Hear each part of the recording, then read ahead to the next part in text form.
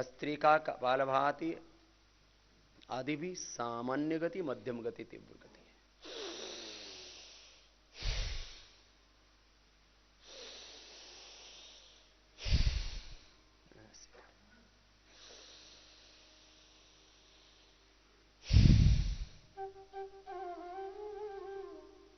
जिनका मध्यम बल है वो ऐसे कर लेना।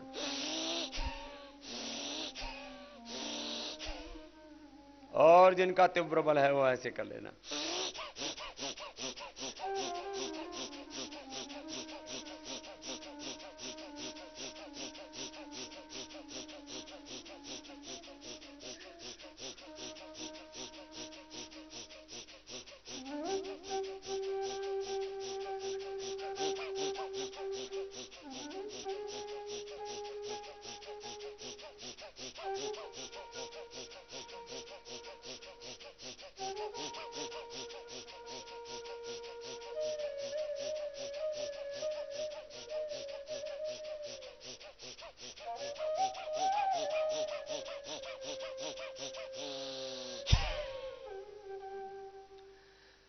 ऐसे आप 1 मिनट भी ठीक से कर लेते हैं ना तो माथे पर और पीठ पर पूरे शरीर में पसीना आ जाता है।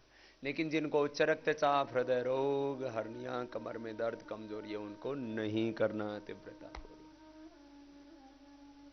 मन की एकाग्रता के कई उपाय हैं। एक यह उपाय है, इससे ततक्षीयति प्रकाश श्रवणम, हमारे शरीर के, इंद्रियों के, चित्त के जो दोष हैं वो तो क्षीण हो ही जाते हैं। सोचने और सोने के परे है समाधि। देखो, चित्त के सामान्य दो धर्म हैं, या तो चित्त सोचता रहता है, मन से हम विचार करते रहते हैं, और जब विचार करना बंद हो जाता है तो हम सो जाते हैं। कुछ तो सोते सोते में भी विचार करते रहते हैं, उसको स्वप्न बोलते हैं।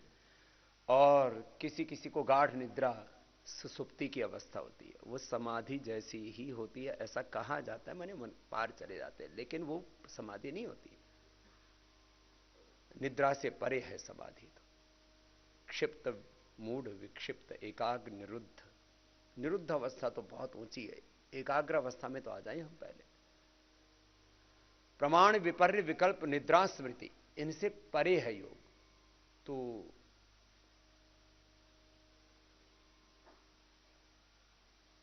1 मिनट में ही आपका चित्त शांत हो जाता है। माने समाधि की अवस्था का कुछ क्षणों के लिए आप अनुभव कर सकते हैं। सोचना बंद हो जाएगा, सोएंगे नहीं, आप दोनों से पार चले जाएंगे, सोचने और सोने से पार। नहीं तो चित्त में कोई ना कोई संकल्प चलता रहता है, वो भी सात्विक संकल्प हो और उसमें भगवत चिंतन हो, तो इसीलिए उसको सविचार समाधि, सविकल्प समाधि ऐसे नाम दे दिए गए। वह भी एक प्रकार है। ये 1 मिनट में आप समाहित चित्त हो जाते हैं। अगला, भस्त्रिका के बाद कपालभाति। अब इसके भी 3 तरह के अभ्यास हैं। सामान्य, 1 सेकंड में 1 बार वाला, फिर मध्यम, फिर तीव्र।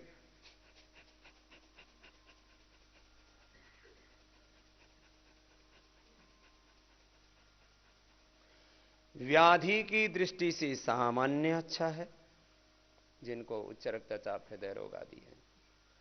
जो जवान है उनके लिए मध्यम गति वाला अच्छा है, और जिनको प्राणोत्थान, कुंडलिनी, जागरण आदि शब्दों के द्वारा जिस योगिक शक्ति के बारे में संकेत किया जाता है वो करना है, तो उनके लिए तीव्र गति से अच्छा है। ये साधकों के लिए एक बड़ी समस्या होती है।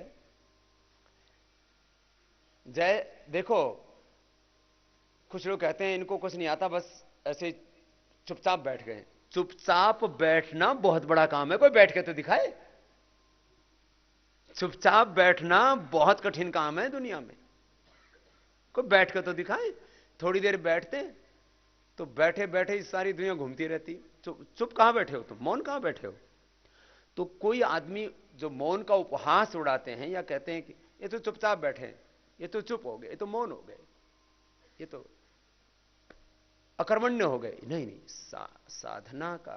साधना काल में मौन होकर के बैठना ये बहुत बड़ी बात है। लेकिन जो मौन होकर चुप होकर के बैठे हैं वो अंतर्द्वंद्व चलते रहते हैं, बहुत बड़ी समस्या रहती है, विचार चलते रहते हैं। अच्छा, जब सहज हो जाते हैं तो नींद आ जाती है। तो इस समस्या से मैं भी गुजरा। बैठ गए तो पहले संध्या सिखाई गई गुरुकुल में, तो संध्या उपासना करते थे, मंत्र पाठ करते थे, ओम भूर्भुवः स्वः तत्सवितुर्वरेण्यम् ओम शन्नो देवीरभिष्टापो भवन्तु पीत संहर अभिस्रवन्तु ओम वाक् वाक् ओम प्राण प्राण, फिर मंत्र पाठ करते रहते थे। प्राणायाम मंत्र भी आता, उसमें ओम भूम भुवम स्वम ओम जनम तप ओम सत्यम अमृतं च सत्यं च अभिदा तप स्वाध्याय जायत ततो समुद्र जायत ततो रात्र जायत ततो समुद्र, पढ़ते रहते थे मंत्र। चित्त एकाग्र नहीं होता था। जब एकाग्र होने लगा तो नींद आने लग गई। जैसे ही मन के विचार रुके तो नींद आ गई। ये समस्या आप भी फेस करते होंगे। पहली बात तो मन शांत ही नहीं होता, कुछ ना कुछ चलता ही रहता है, और मन शांत हो गया, मैंने विचार खत्म हो गए तो नींद आ गई।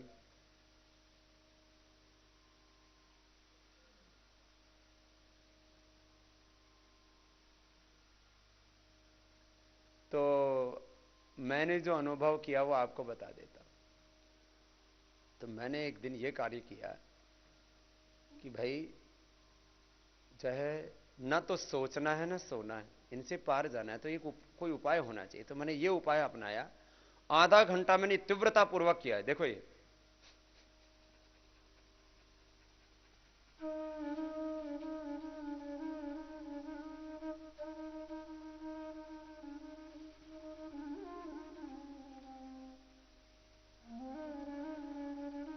और उस दिन के बाद आज तक मुझे ध्यान के समय नींद नहीं आती, और उस दिन से पहले मुझे हर दिन नींद आ जाती थी जब भी लंबा ध्यान करो।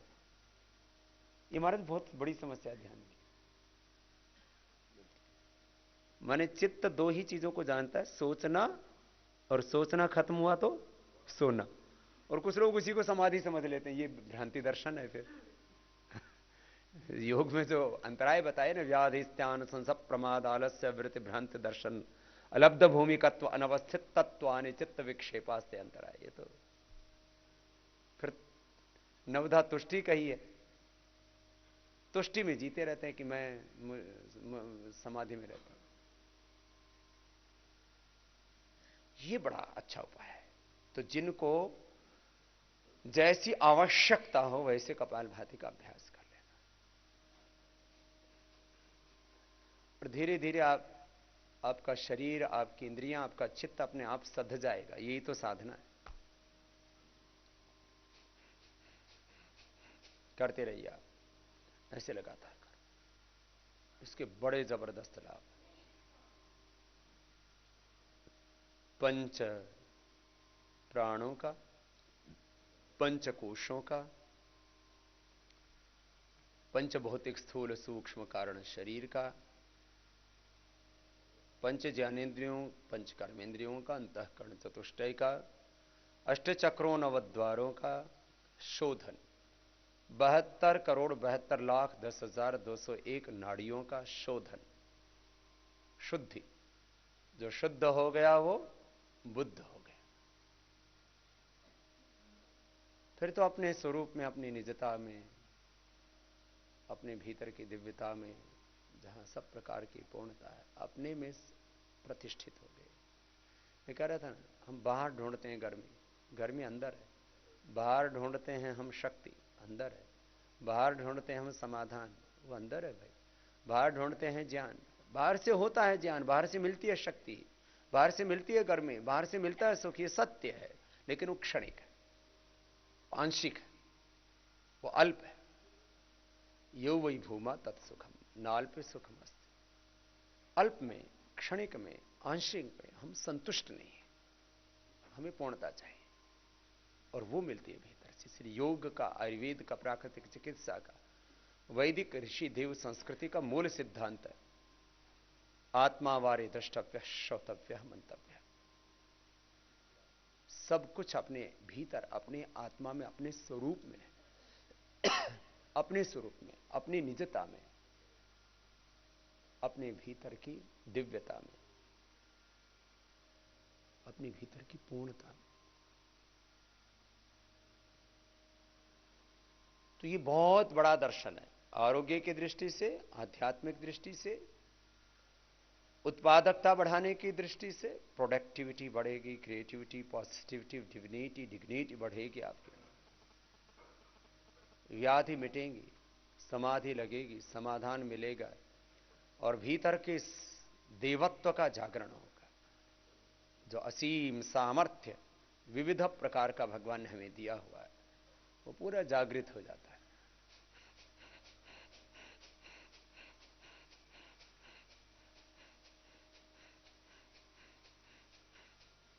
एकम सद विप्राह बहुधा वदंती, शास्त्र की उक्ति है। इसको दो तरह से मैं बता रहा हूं। एक कपालभाति या एक अनुलोम विलोम भी कर लें तो एक सत्य से सारे सत्य आपके उद्घाटित हो जाएंगे।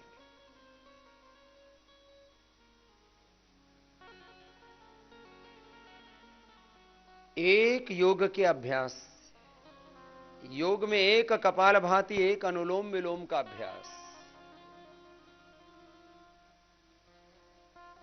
श्रद्धेय स्वामी जी महाराज कल संकेत कर रहे थे। जन्म औषधि मंत्र तपह समाधि जाह सिद्धया। आपको जीवन में सिद्धि, सिद्धि माने सफलता, सफलता माने सक्सेस, अचीवमेंट, उपलब्धि, विशेष उपलब्धि जो सामान्य उपायों से नहीं होती, उसको सिद्धि कहते हैं, विभूति कहते हैं। महर्षि पतंजलि ने तो पूरा विभूति पाद ही लिख डाला। माने दुनिया में सबसे बड़ी कोई उपलब्धि है, दुनिया में कोई सबसे बड़ी सिद्धि है, दुनिया में कोई सबसे बड़ी विभूति है, दुनिया में सबसे बड़ा कोई ऐश्वर्य है, तो वह योग का ऐश्वर्य है। और योग का ऐश्वर्य जिसको मिल जाता है, वो सत्ता, संपत्ति, मान सम्मान, भौतिक सुख, सुविधाएं, संसाधन, सफलताएं, दुनिया का ऐश्वर्य जिसको कहा जाता है, ये तो योगी के लिए तुच्छ होता है। और उसको आंशिक रूप से आप पतंजलि योगपीठ में देख सकते हैं। पतंजलि योगपीठ में आकर के लोगों को योग और अध्यात्म नहीं दिखता, स्पिरिचुअलिटी नहीं दिखती, प्रॉस्पेरिटी। वाह, बाबा का, ऐसे बोलते, आते ही बोलते, बाबा का इतना बड़ा साम्राज्य। मैंने कहा ठीक है, चलो तुमने ये तो माना कि योग में भी साम्राज्य खड़ा हो सकता है, भोग में ही नहीं। इतना तो माना तुमने। अब हमें सोचने की आवश्यकता है कि हमारा लक्ष्य साम्राज्य नहीं है, हमारा लक्ष्य तो भीतर का स्वराज्य है, जिसको सब पा सकते, जिसके अधिकारी सब हो सकते। और ये सब तो उसके बायो प्रोडक्ट है। योग और कर्म योग, बस यही हमारा जीवन है। ये सत्ता, power, prosperity, name, fame, pleasure, success, prosperity, इस विविध प्रकार के ऐश्वर्य, आदमी इन्हीं के पीछे पागल है। इनसे आंशिक सुख तो मिल जाता है, पूरा सुख तो अपनी निजता में है। योग चित्त वृत्ति निरोध तदा दृष्टु स्वरूप अवस्था। कपालभाति करते रहो तो आपको सारा समाधान मिलेगा। मैंने बार बार एक संकेत किया, एक योग के अभ्यास से सारे स्वास्थ्य के, सब प्रकार के स्वास्थ्य के, समृद्धि के, सफलता के, सौभाग्य के, समाधि के, समृद्धि के द्वार खुल जाते हैं। देखो, ये एक योग का अभ्यास और उसमें सारा जीवन का अभ्युदय, निश्रेयस सिद्ध हो जाता है। ये तो होगा एकम सद्विप्रबोधा। और एक सत्य को कितने प्रकार से कहा जा सकता है, आपने कल करीब 1 घंटे महाराज श्री को सुना कि एक सत्य को सैकड़ों प्रकार से कहा जा सकता है, उसके प्रत्यक्ष उदाहरण हमारे महाराष्ट्र है। वो वो पर्यायवाची शब्द नहीं होते संस्कृत में। एक सत्य का अनेकों प्रकार से विस्तार होता है, जिससे आपके भीतर स्पष्टता आए और समग्रता से आप उसको समझ सकें। थोड़ी देर पहले मैं कह रहा था ना, समग्रता और स्पष्टता जीवन में नहीं होगी तो कुछ नहीं बनेगी बात। तो कपालभाति करते रहिए, थक गए ओ तो चलो अनुलोम विलोम कर लो, ये उपाय है। मैंने कहा कपालभाति करते थक जाओ तो अनुलोम विलोम, अनुलोम विलोम करते थक जाओ तो कपालभाति। विश्राम नहीं करना, अखंड प्रचंड पुरुषार्थ। और अनुलोम विलोम लगातार कीजिए, किसी को भी रुकना नहीं है। और इस दौरान, आज तो छठा दिन है ना, इन 6 दिन में छठा दिन तो आज शुरू हुआ है, 5 दिन बीते। 5 दिनों में 5-5 किलो वजन कितनों का कम हो गया? 5। सबसे पहले तो यहीं हाथ उठे, 1 2 3, 5-5 किलो वाले। पीछे भी बैठे हैं कुछ जवान, कुछ बुजुर्ग। माताओं, तुम्हारा कितना हुआ? 4 4 3 2 2 2 में तो सब हैं सम्मिलित। 3 से लेकर के 2-3 से लेकर के 3 ज्यादा हैं, 4 फिर उससे थोड़े कम है, 5 वाले थोड़े अपवाद है। चलो सीधे बैठो। ये तो वेट वाली बात हुई। बीपी की दवाइयां छूट गई। बीपी की तो 99 का, यहां तो लगभग 100% ही छूट गई हैं। बीपी की दवाइयां कितनों की छूट गई? फिर से एक बार हाथ खड़े कर दो, कल भी पूछा था मैंने ये। बीपी की दवाइयां छूटना, दवा छूटना, ये तो बहुत बड़ी बात है। डॉक्टर बोल देता है अब एक बार दवा शुरू तो जिंदगी भर लो, क्योंकि उनको ऐसे ही सिखाया गया, पढ़ाया। अब मैं नई सीख दे रहा हूं, नई पढ़ाई करवा रहा हूं आपकी। रिलैक्स, नीचे कर लो हाथ। चलो अनुलोम विलोम।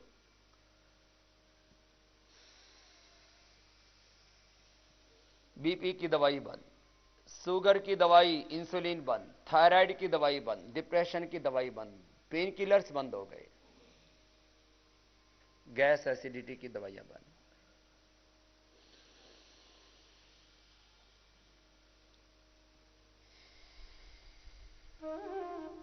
स्टिफनेस थी, खत्म हो गई। स्टिफनेस, हाँ, हाथों में, पैरों में, पेट में, पीठ में, पूरे शरीर में स्टिफनेस थी।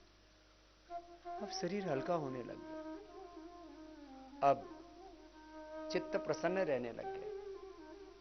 अब अंतर्द्वंद्व कम हो गए। यदि आप योग के लाभ का ठीक ठीक मूल्यांकन करेंगे तो कितना प्रकार का लाभ होता है। अनुलोम विलोम करते रहिए, नींद अच्छी आने लग गई, भूख अच्छी लगने लग गई। जिसको नींद बहुत अच्छी आती है वो बड़ा सुखी आदमी होता है। जो दुखी होता है, जिसके ऊपर कर्ज होता है, जिसके भीतर कामाग्नि धधक रही है, जो अतीत में खोया हुआ है या भविष्य की चिंताओं में, अतीत की स्मृतियों में, भविष्य की चिंताओं में जो खोया हुआ है, वो आदमी सो नहीं सकता। इस योग के अभ्यास से आपकी नींद अच्छी हो गई। अनुलोम विलोम तो इसमें विशेष मदद करता है। जिनको नींद नहीं आती है, रात को सोने से पहले इसी को कर लो। 10 15 20 मिनट, आधा घंटा करोगे, अपने आप नींद आ जाएगी। अनुलोम विलोम से नींद अच्छी आने लग गई, विचार अच्छे आने लगते हैं। एक साइकिल है। जिनको नेगेटिव सोचने की आदत पड़ गई है ना, तो उनकी फ्रीक्वेंसी ऐसी हो गई है, उनका माइंडसेट ऐसे हो गया है, उनकी भाव चेतना ऐसी हो गई है, उनकी मनस्थिति ऐसी हो गई है। परिस्थिति चाहे जैसी हो, घर में सारी खुशियां हो, चाहे सब प्रकार की, धन दौलत ऐश्वर्य संतति, सब प्रकार का सम्मान, सब कुछ है, लेकिन नेगेटिव थॉट प्रोसेस चालू हो गया, वो ब्रेक नहीं हो पा रहा था। यहां योगग्राम में आकर के योगाभ्यास करके, प्राणायाम करके, ध्यान करके, आहार विचार संस्कार, वातावरण पूरा ऐसा मिला आपको कि पूरा थॉट प्रोसेस चेंज हो गया। अनुलोम विलोम लगातार कीजिए, ये लाभ हो रहा है। नींद अच्छी आ रही है, थॉट प्रोसेस अच्छा हो रहा है, सोच अच्छी हो रही है, दृष्टि अच्छी हो रही है, अच्छा अच्छा देख रहे हैं। मैंने कहा बार बार आपसे कि भगवान का विश्वमय और विश्वातीत रूप में हर पल दर्शन किया करो। आपका श्रवण अच्छा हो रहा है, पहले खराब खराब गाने आदि और इन तमाम तरह की चीजों को सुनने की इच्छा होती थी, अब खराब चीज सुनने की इच्छा नहीं होती। मैंने देखा कुछ लोगों को इतनी खराब आदत पड़ जाती है, जब देखो तब उनके कान में कुछ लगा रहता है और धुड़म धुड़म बजता रहता है, काम भी पता नहीं कैसे करते हैं। खराब सोचना, खराब देखना, खराब सुनना, ये जीवन में सबसे खराब आदत है। भद्रम कर्णेभिः शृणुयामदेव भद्रम पश्येमाक्षभिर्यजत्रा।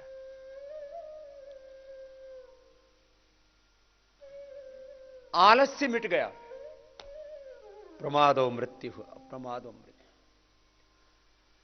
प्रमाद की जगह पुरुषार्थ जागृत हो गया। कितनी बड़ी उपलब्धि है जीवन की। प्रमाद हट गया, पुरुषार्थ जागृत हो गया। लय के साथ करेंगे, रुकेंगे नहीं, लय के साथ करना।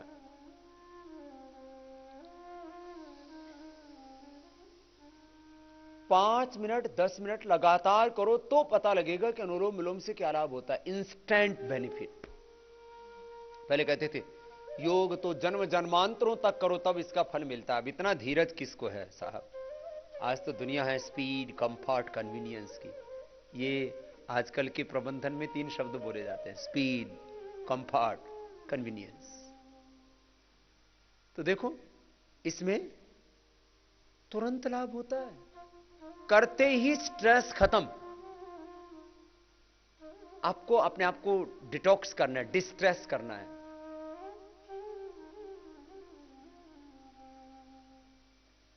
इससे बेहतर कुछ भी नहीं। करते ही फ्रीक्वेंसी चेंज। नेगेटिव जो चेतना है, नेगेटिव कॉन्शियस, निम्न चेतना, उससे आप एकदम डिवाइन कॉन्शियस में आ जाते हैं, हायर कॉन्शियस में आ जाते हैं। करते ही इतना जबरदस्त लाभ है। इधर से स्टार्ट किया और उधर से ही अपलिफ्ट हो गए आप, उच्च चेतना में आरोहण पा लिया आपने।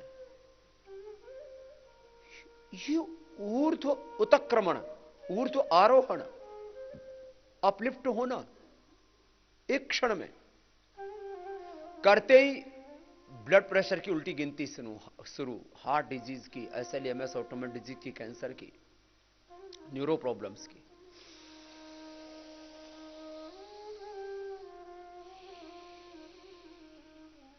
करते रहिए, रुकना नहीं है किसी को भी, लगातार करने का अभ्यास कीजिए।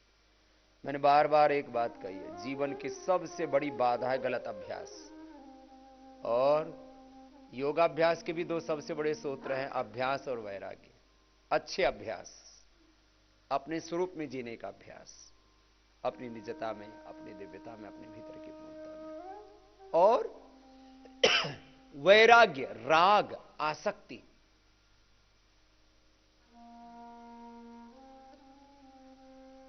इससे मुक्ति। अनुलोम विलोम करो, रुकना नहीं है।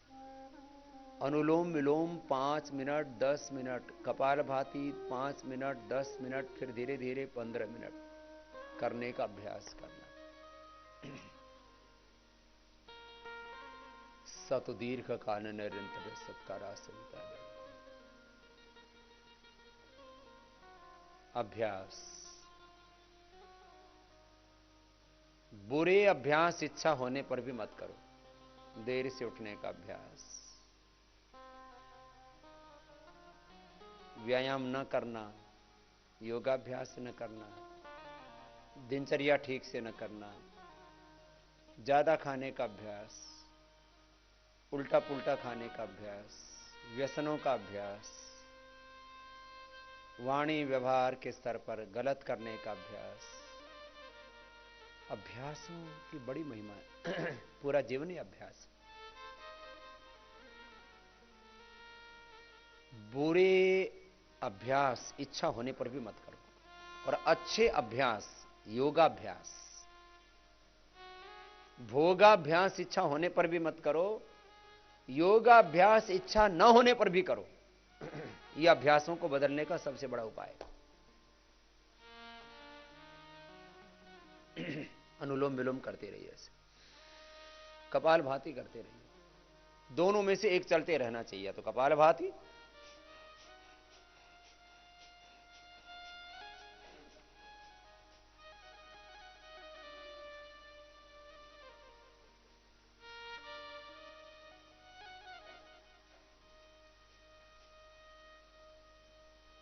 और यहां गुरुओं के सानिध्य में आकर के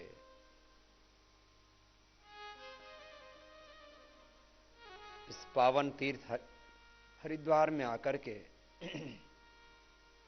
ये संकल्प लेके जाना कि मैं ये प्रण करता हूं, मैं ये प्रण करती हूं कि अंतिम श्वास तक मैं प्राणायाम करूंगी, प्राणायाम करूंगा। दृढ़ प्रतिज्ञा, दृढ़ व्रत। जिसके जीवन में कोई व्रत नहीं होता, उसके जीवन में कोई भी सत्य घटित नहीं होता। व्रतेन दीक्षा मापनोति। जब आप जीवन में कोई दृढ़ व्रत होता है तो आपका पूरा आचरण पवित्र होता है। दीक्षा बोलते हैं आचरण को। व्रतेन दीक्षा मापनोति दीक्षया आपनोति दक्षिणा। फिर आपके जीवन में दक्षिणा माने उपलब्धि, सफलता, सिद्धि, विभूति, ऐश्वर्य, इसको दक्षिणा कहते हैं। व्रतेन दीक्षा मापनोति दीक्षया आपनोति दक्षिणा। दक्षिणा श्रद्धा मापनोति श्रद्धया सत्यमाप्यते।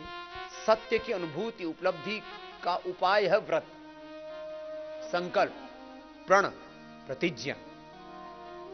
ये कसम खा लो, ये सौगंध, ये संकल्प, ये व्रत कि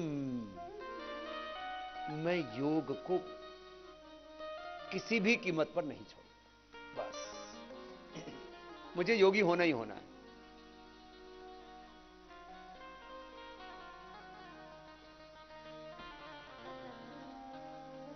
और ये दृढ़ता ऐसी होनी चाहिए जैसे मैंने निभाई है। 9 साल की उम्र से एक दिन भी मैंने योग को नहीं छोड़ा। चाहे मैं फ्लाइट में था तो फ्लाइट में किया, ट्रेन में था तो ट्रेन में किया, कहीं पर भी था, कुछ भी हुआ, कितनी अनुकूलता प्रतिकूलता, मान अपमान, लाभ हानि, जय पराजय, सुख दुख, ये जो गीता में कहा है, ये तो जीवन के स्वभाव हैं। ये तो सृष्टि का एक सहज प्रवाह है। अच्छा बताओ, ये रात सदा रहती है क्या? तो फिर दिन कैसे सदा रहेगा? दिन के बाद रात, रात के बाद दिन, सृष्टि चक्र, पतझड़ के बाद वसंत। तो ये तो इसमें क्यों परेशान होना है? तो सृष्टि का धर्म है, तो इसे अपना आनंद करो, अपना कर्तव्य मत छोड़ो। आपको कई तरह के ऐसे हम भजन सुनाते हैं, ऐ मनुष्य तेरे जीवन का कुछ भी नहीं ठिकाना, जो अपना कर्तव्य उसी पर न्योछावर हो जाना। आपको कई तरह के वेद मंत्र सुनाते हैं यहां पर। अग्नि ही अस्मि जन्मना जात वेदा, घृतम में चक्षुहमृतम आसन, अर्कस्त्रिधातुरजसो विमानो अजस्रो घर्मो हविरस्मि नाम। मैं जन्म से ही आग हूं, ज्वाला हूं, ऐसा प्रकाश, ऐसी अंतःप्रेरणा, ऐसा संकल्प। अग्नि ही अस्मि जन्मना जात वेदा, मैं जात वेदा। घृतम में चक्षु, मेरी आंखों में स्नेह, प्रेम, करुणा, वात्सल्य। अमृतम आसन, मेरी वाणी में अमृत भरा हुआ है। अर्कस्त्र धातु, मैं तीनों लोकों को धारण करने वाला हूं, इस धरती ही नहीं।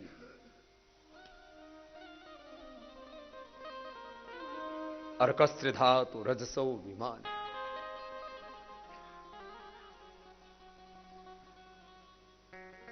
अजस्रो घर्मो हविरस्मि नाम। मजस्र, अखंड, प्रचंड ज्ञान, ऊर्जा, सामर्थ्य पुरुषार्थ का स्रोत हो। ये अलग अलग प्रेरणाएं आपको देते हैं। इसका वेदों में तो साहस के, उत्साह के, सत्व के गीत गाए गए हैं। मैंने आपको कहा था एक दिन कि सफलता जीवन में साधनों से नहीं मिलती। कार्य सिद्धि सत्वे भवती महताम नोपकरण। चलो कपालभाति हुआ। तो ये कपालभाति निरंतरता से चलना चाहिए।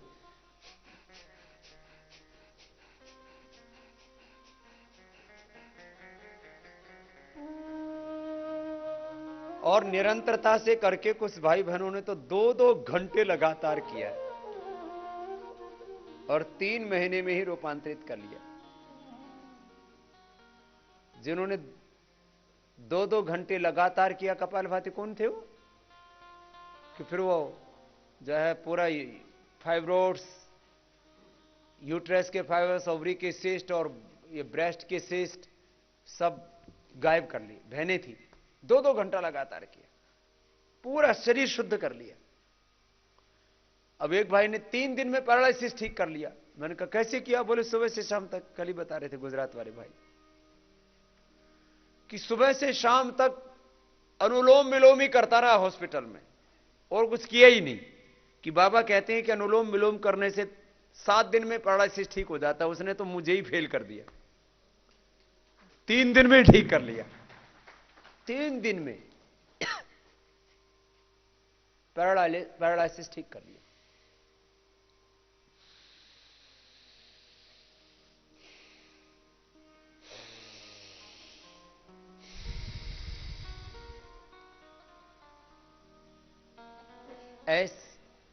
ऐसा प्रबल संकल्प होना चाहिए। और फिर योगग्राम में जो आपको आहार व्यवस्था दी गई है, देखो, भस्त्रिका, कपालभाति, बाह्य प्राणायाम। बाह्य प्राणायाम जितना हो जाए उतना कर लेना। उज्जाई ये तो 3 बार जरूर कर लेना। एक बार कर लीजिए।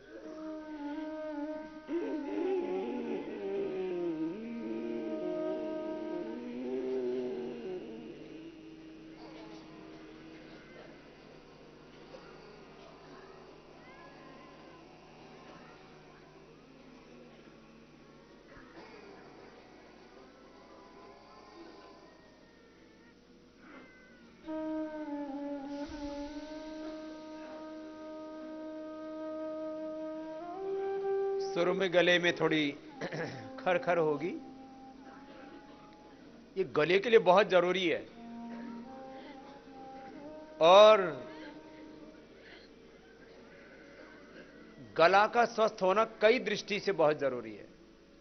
जो संगीत, कला, साहित्य के क्षेत्र में काम करते हैं उनका, जो वक्तृत्व का काम करते हैं, वो नेतृत्व का काम करते हैं, उनका तो गला ठीक होना वैसे ही बहुत जरूरी है। वैसे भी आरोग्य की दृष्टि से भी थायराइड, पैराथायराइड का ठीक होना बहुत जरूरी है। तो ये आपको बताया उज्जाई प्राणायाम, इसको कर लेना।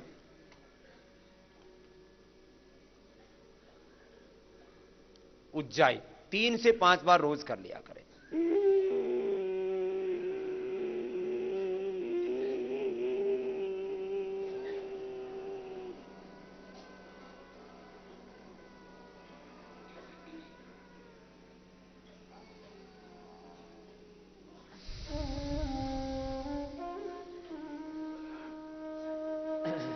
अभी तो खांसी ज्यादा हो रही है, उज्जाई कम हो रहा है। धीरे धीरे गला ठीक हो जाएगा। अब आइए भ्रामरी उद्गीत करते हैं। पहले उंगली माथे पर, शेष 3 उंगलियां आंखों पर, कान अंगूठे से बंद हो जाए, मुख भी बंद। ओंकार का नाद नासिका से होगा। पूरी श्रद्धा से करना। जैसे आपको सूर्य का त्राटक कराया था, ऐसे ही कान बंद करके, मुख बंद करके ओंकार का जब नाद करेंगे तो आज्ञा चक्र में जैसे सूर्य उदय होता है, ऐसे का भाई एक ज्योति, एक प्रकाश पुंज आपको अंदर से अनुभव में आएगा और उसी में मन आपका समाहित हो जाएगा। ओंकार ध्यान।